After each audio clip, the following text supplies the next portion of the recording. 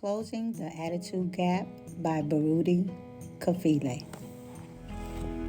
And the attitude gap is that gap between those students who have the will to strive for academic excellence and those who do not. So I'm saying that the achievement gap, that is the least of my concerns. It's low on my list of priorities. Because if there's an achievement gap, which there is everywhere we go, then I have to ask the question, why so? I got to ask deeper questions, and as I begin to ask deeper questions and look for deeper meaning, I got to come to their attitude. Why is it that they're not willing to embrace it? What is it about them or their situation, their circumstances, that they're not willing to embrace it? How can I get this youngster to develop a will, because I can't teach will, but I can help him or her to tap in the will, tap into that will to be great, to be extraordinary.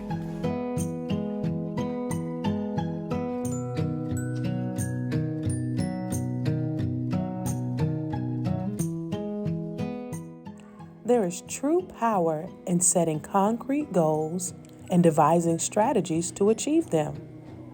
If students don't have targets to aim for, they are essentially just wandering aimlessly throughout the day, every day.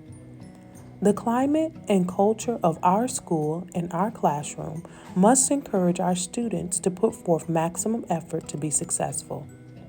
Goal setting and tracking progress towards those goals make the idea of success more tangible.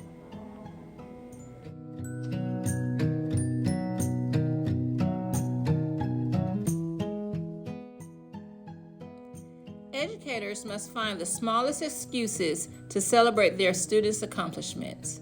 Many students simply never hear praise.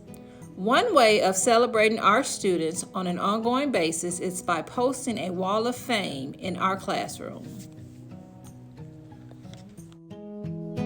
All right, Ms. Jones, tell us about your classroom celebration you had for your children.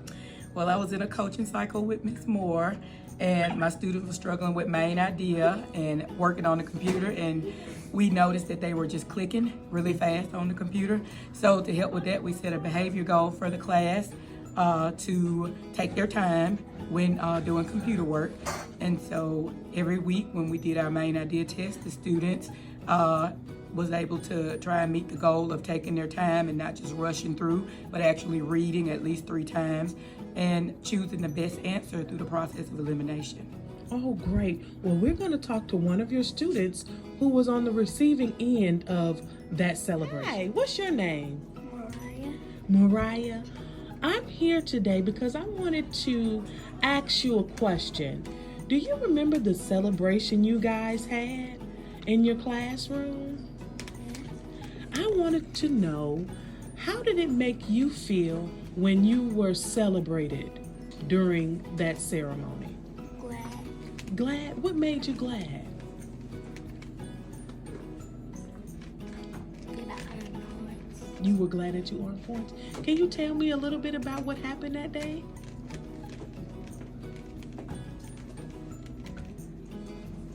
I took my time doing my work on the computer.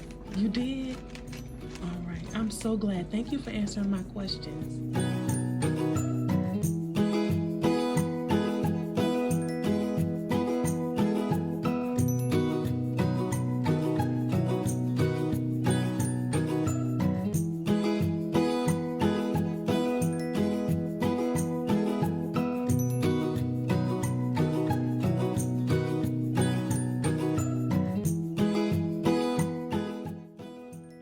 To keep the classroom surroundings positive, we should post several affirmations on the walls and refer to them frequently throughout the course of each school year.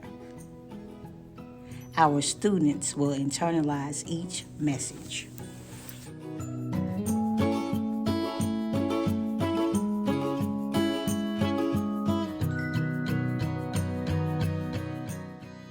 As educators, we must focus our attention on the models, examples, and images of success that young people, particularly those in urban and rural districts, have before them. Posting positive images in our classroom that reflect the ethnic composition of our students will help our students to close the attitude gaps in our classroom.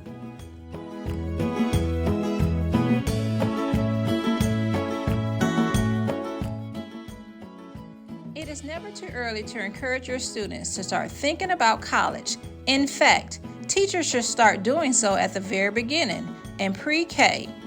It is up to you as the teacher to make the prospect of higher education real.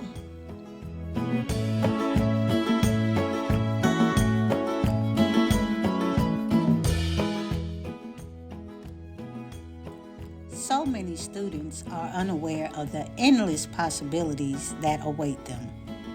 Identify space on your classroom walls to post a list of careers and their descriptions. Exposure and awareness is key.